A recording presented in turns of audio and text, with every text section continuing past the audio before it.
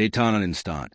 Respiro y deja un lado to do lo que crees saber sobre atracción. Porque lo que estás a punto de escuchar no es una técnica rápida en un truco superficial. Es una comprensión profunda de cómo nace el deseo en el inconsciente humano. Carl Jung explicaba que la atracción no surge por lo que hacemos para otros, sino por lo que somos cuando nadie nos observa. La mayoría de los hombres intenta despertar, persiguiendo, explicando, demostrando o esforzándose más. Pero el deseo auténtico nace en el silencio, en la coherencia interna, y en la fuerza emocional que no necesita aprobación. El primer gran secreto es la estabilidad interior. Un hombre que vive en conflicto consigo mismo, lleno de dudas, miedo al rechazo y necesidad de validación, transmite una señal invisible de coherencia, aunque diga las palabras correctas. Su energía emocional revela ansiedad. El inconsciente femenino es extremadamente sensible a esa ansiedad porque la asocia con inseguridad. En cambio, cuando un hombre ha trabajado su mundo interno, cuando se acepta con virtudes y defectos, su presencia se vuelve firme. Esa firmeza no se finge, se siente, y despierta una atracción silenciosa pero profunda.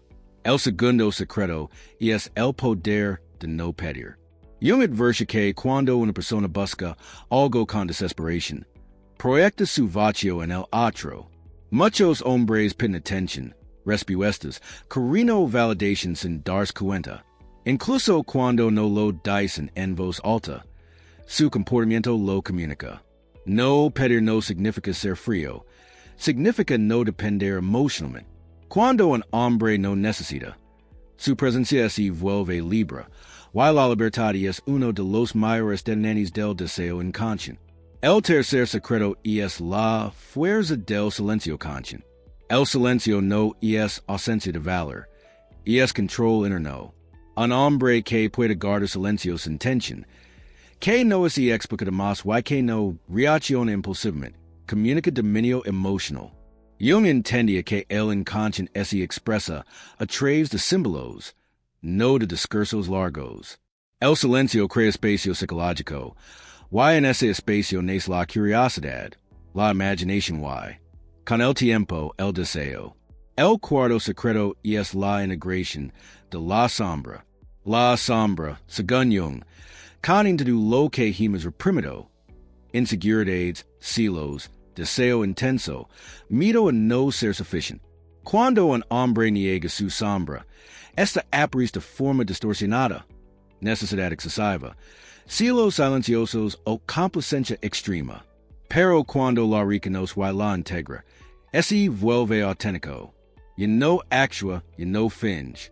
Esa autenticidad es profundamente atractiva porque el inconsciente reconoce coherencia interna.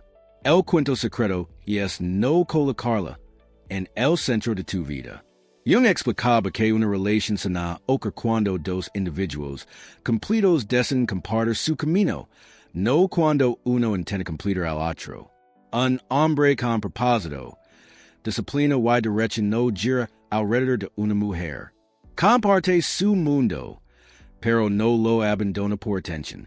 Esa independencia genera respeto, y el respeto es una base mucho más poderosa que cualquier técnica de seducción. El sexto secreto es la ausencia de apego al resultado. Cuando un hombre necesita que el lo elija para ser valioso, pierde poder interno. Jung decía que el apego excesivo crea proyección y dependencia. En cambio, cuando un hombre acepta la posibilidad de perder sin perder su dignidad, se vuelve emocionalmente libre, y esa libertad se percibe como fortaleza. Paradójicamente, es en ese punto donde muchas conexiones se intensifican. El séptimo secreto profundo es la coherencia entre lo que piensas, sientes y haces. El inconsciente detecta contradicciones. Un hombre que dice una cosa pero siente otra genera desconfianza emocional. En cambio, cuando hay coherencia interna, cuando tus palabras, acciones y emociones están alineadas, tu presencia se vuelve estable. Esa estabilidad crea una sensación de seguridad que puede despertar deseo sin una sola promesa. El octavo secreto es vivir desde un propósito propio. Jung llamaba esto individuación. Convertir en quien realmente eres, no en quien crees que debe ser para agradar. Un hombre que está construyendo algo más grande que una relación tras mi profundidad. No busca ser el centro de la vida de alguien, porque tiene una dirección. Y esa dirección hecha porque comunica sentido, y madurez emocional. El noveno secreto es el autocontrol emocional en momentos de incertidumbre. Cuando hay distancia, silencio o dudas, la mayoría de los hombres entra en pánico. Preguntan, reclaman o persiguen. El hombre que así controla, que observa sin reaccionar, comunica fortaleza. Jung entendía que el verdadero poder no está en controlar a otros, sino en gobernarse a uno mismo. El décimo secreto, y quizá el más importante, y es comprender que el deseo no es fuerza, es permite. No es del esfuerzo, en hay de la insistencia, en hay de los juegos mentales. Nes cuando un hombre deja de intentar provocar algo afuera, y ese enfoca en construirse por dentro. Cuando tu energía deja de pedir y empieza a sostener sola, algo cambia profundamente en cómo los demás te perciben.